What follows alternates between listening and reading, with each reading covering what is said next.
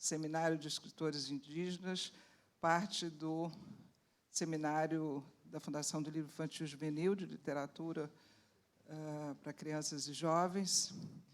E é uma alegria enorme termos conseguido de vocês e da Fundação essa parceria que está completando 17 anos, né?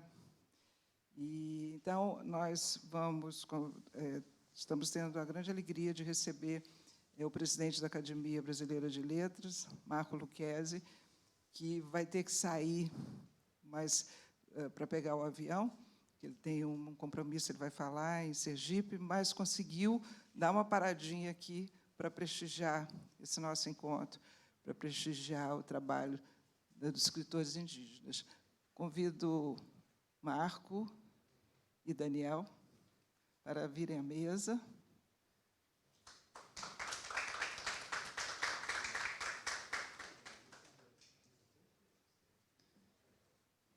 E deixo com você, Daniel, te passando já, vou passar outra vez daqui a pouco, mas já te passando a condução dos trabalhos. Tá? Tá ótimo. Bom, muito bom dia a todas e a todos. É sempre uma grande alegria poder iniciar esse evento, esse momento, que é um momento muito esperado por nós todos, né? Nós que somos autores indígenas, muito esperado por conta mesmo da importância que esse encontro representa na consolidação desse movimento, né? Desse movimento literário, que só aqui no seminário, com a Finelis, já tem 16 anos, né, de realização. É muito legal isso, então eu fico muito feliz. Depois nós vamos ter a oportunidade de conversar um pouco mais, lembrando que nós temos uma transmissão ao vivo, temos?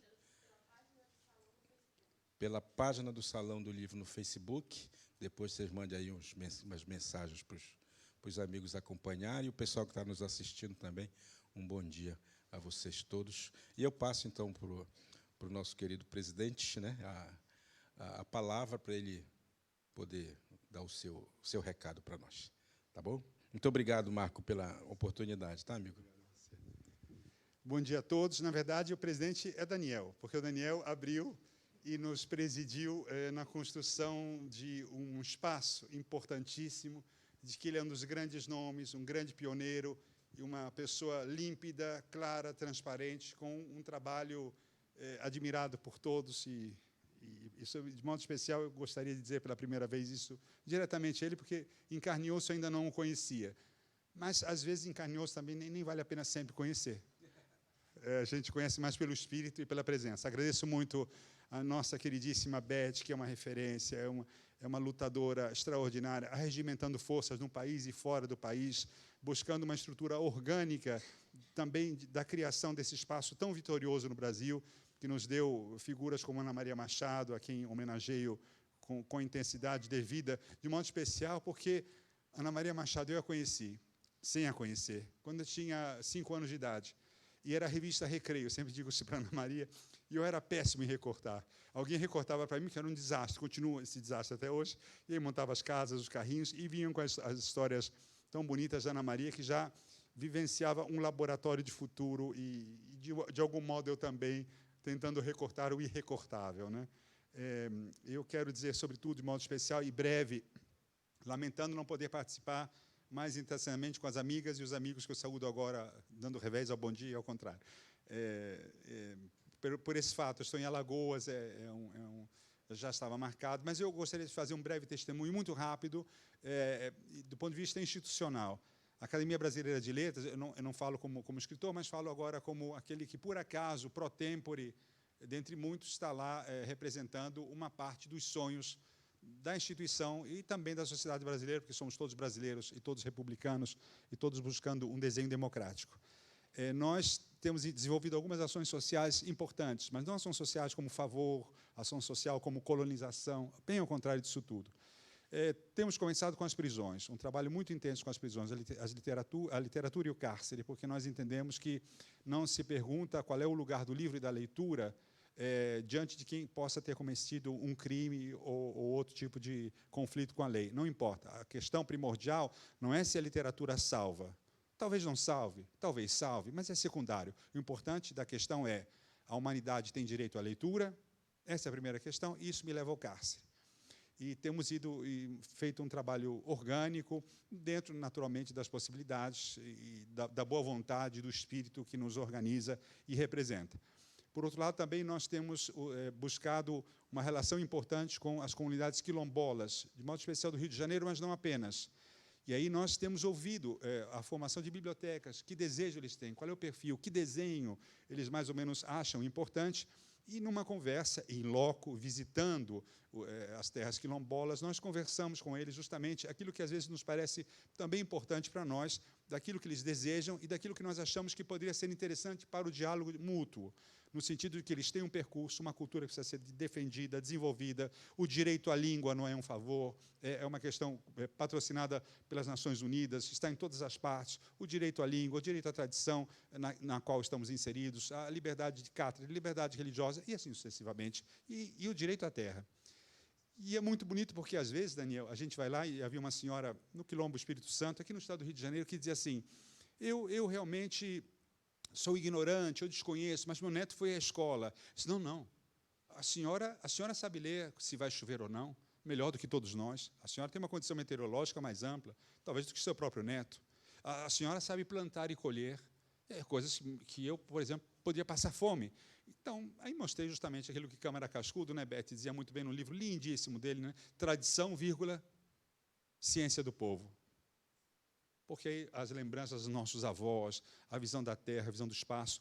E aí nós firmamos um acordo com o ITERJ, o Instituto de Terras do Rio de Janeiro, para que, através da sua própria capilaridade, nós pudéssemos chegar mais facilmente aos quilombos, além de visitá-los, mas constituir essa escuta profunda e técnica dessas suas realidades. E nós também, querido amigo, querido colega de sonho, se me permitir dizer assim, Daniel, nós também buscamos com as comunidades, com as etnias do estado do Rio de Janeiro, que na maior parte são guaranis, e não somente, mas uma grande maioria guarani, e nós nos aproximamos também. E fizemos algumas coisas bonitas, sabe, Beth? A visita guiada à Academia Brasileira de Letras, com os curumins, com a cacica Jurema. E os meninos desenharam, e foi a primeira vez que os meninos entraram num prédio. Não há nenhuma vantagem em morar em prédio, estar num prédio, é tudo desvantagem nossa. Mas eu digo que, para aqueles meninos, foi uma aventura muito interessante. E cantaram no Salão Nobre da Academia músicas bonitas de uma tradição que também nos faz sentido. E nós temos visitado algumas aldeias, ouvido os caciques, os mais antigos e os novos, e, sobretudo, vendo que a resposta é muito interessante. Daniel sabe isso muito melhor do que eu, por isso que eu vou embora, acho que de vergonha por ter falado, e das coisas que o Daniel dirá muito melhor do que eu, com toda a autoridade, e mais que a autoridade, a legitimidade que está em seu próprio discurso, na sua obra, no seu percurso, na sua biografia. Mas é bonito ver que... Eu disse, mas por que são tão jovens? Há uns pataxós, né, em Angra dos Reis, Paraty. Mas, e onde está o Conselho de Anciãos? Aí a resposta é muito boa, que me lembra um pouco o Papalag, que foi traduzido pelo Bessa, né, há muitos anos atrás. Não, é que para lidar com branco tem que ser mais jovem, porque os brancos não são fáceis, os brancos são perigosos, é verdade, tem razão. Enquanto que o Conselho de Anciãos lá permanece. E eu os recebi aos caciques que falaram, não os recebi para falar aos caciques. Os caciques falaram na Academia Brasileira de Letras, e talvez o Bessa, que brincou um pouco comigo, eu fiz um pouco o homem que falava javanês, porque eu estudei um pouquinho de Guarani, mas muito pouco, obviamente, mas quis recebê-los em Guarani. A mãe língua como um esforço de embaixada, um esforço de aproximação, a criação de uma interface. É claro que eu não falo bem Guarani. Bessa deram 3 para o Guarani do Bessa, e para mim me deram 6. Aí Bessa disse, console-se, porque para outro deram 0. Mas, mesmo que tivesse sido assim, o I, sobretudo, né? I e né? A vogal e a nasal. Tudo isso é para dizer que nós temos uma grande paixão. E, do ponto de vista dos guaranis, e aqui termino, em função do respeito a vocês todos, de não me virem falar muita coisa, em respeito ao Daniel, a Beth e ao avião, não necessariamente nessa ordem, eu queria dizer uma coisa. Foi justamente numa viagem ao Paraguai que eu me converti para a questão indígena, por assim dizer. Não que eu não me convertesse para qualquer outro tipo de defesa, sobretudo porque o Brasil é constituído por múltiplas diásporas, e todos que chegaram à Terra têm uma responsabilidade, uma corresponsabilidade e também uma culpa importante, freudianamente, a ser trabalhada nas nossas feridas narcísicas. Quando, às vezes, nós falamos das etnias brasileiras onde são quase 300 línguas. Quando nós reconhecemos que na Universidade Brasileira o trabalho dos educadores bilíngues levou à Universidade Brasileira 65 mil índios, aproximadamente, é um número muito interessante que mostra como o Brasil é possível, sobretudo quando se ensinava aos índios, e a tese recalcava essa ideia de que os índios seriam incapazes, porque se ensinava numa língua que não era a língua materna. É como se nós tivéssemos estudar uma geometria não euclidiana em russo.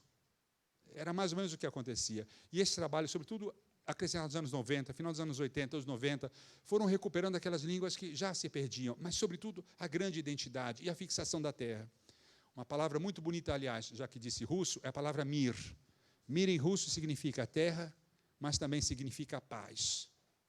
Paz e terra, paz na terra, terra na paz. É para nós talvez um grande desafio, não é apenas um fato da língua russa, mas é um fato de uma república que se queira absolutamente constitutiva, democrática, absorvente, capilar, igual para todos. E no Paraguai, conheci o grande Bartomeu Meliá, que é um dos grandes especialistas nisso. E Bartomeu Meliá fez uma linda edição, um lindo prefácio do famoso Aivu Raputá, que é justamente aquele conceito do grande poema que se faz em um determinado momento da vida de um Guarani, é esse poema secreto, pronunciado secretamente, de uma beleza fragorosa. Bartomeu Meliá, sendo padre, vejam como é bonito isso, costumava dizer que o Aivu Raputá conseguia ser mais belo do que o prólogo de São João. É bonito porque é um padre que o diz, e, portanto, isso abre múltiplas páginas para o diálogo.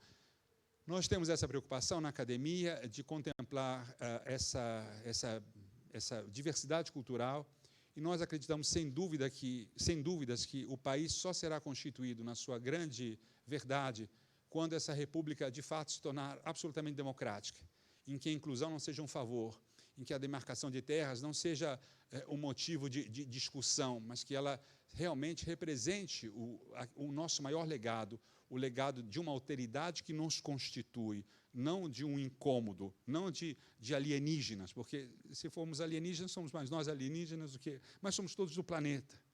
Mas o direito à língua, o direito à terra, o direito à literatura, tudo isso nos interessa. Viva essa atividade de hoje, porque a atividade de hoje, durante todos esses anos, vitoriosa, a Beth tem construído com grande responsabilidade, grande inteligência e papel orgânico a construção do futuro desse país, de crianças mais saudáveis. Termino dizendo que uma das diferenças da psicanálise freudiana e da psicanálise da escola inglesa é que a escola inglesa trabalha com a saúde, enquanto que Freud trabalhava com a doença. A linha é simples, ela é pálida, mas ela é interessantíssima e funciona. Eu gostaria de dizer, talvez, que vocês hoje aqui trabalham com o futuro, trabalham com a esperança, trabalham com a sanidade, sanidade mental, trabalham com o estatuto de emancipação, criando valores imprescindíveis para os futuros adultos. Esse é um trabalho republicano. Eu estou com vocês e não abro, apaixonadamente. Muito obrigado.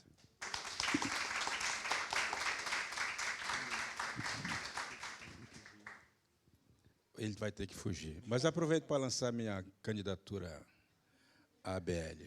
Brincadeira. Marco, muito obrigado. Eu queria chamar meus parentes para tirar uma foto rápido com você aqui. Vem aqui, parentada. Aqui temos o presidente. Não. Não manda. Brincadeira, manda sim. A Finilis manda. Vem, Aureta, aqui rapidinho, que aí precisa sair para viajar. Que raiva. Chato.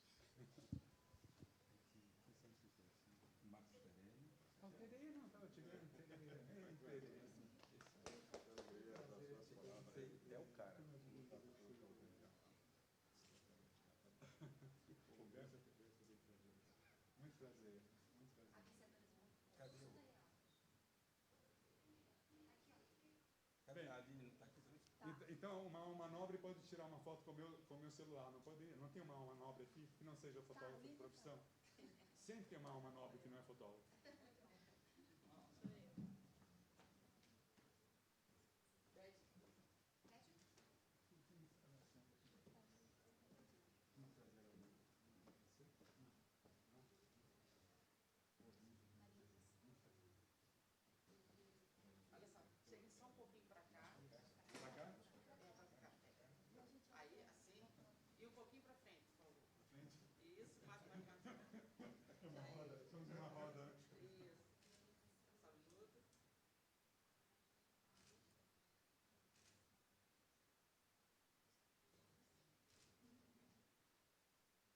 peço desculpas pela falta de educação, mas eu juro que é involuntária. Eu sou menos mal educado do que pareço.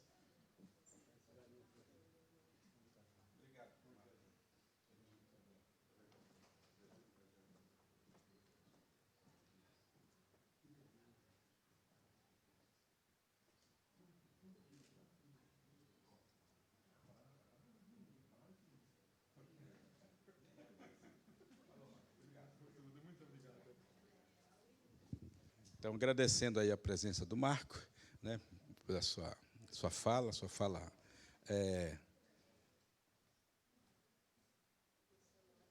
uma fala incentivadora, né, motivadora.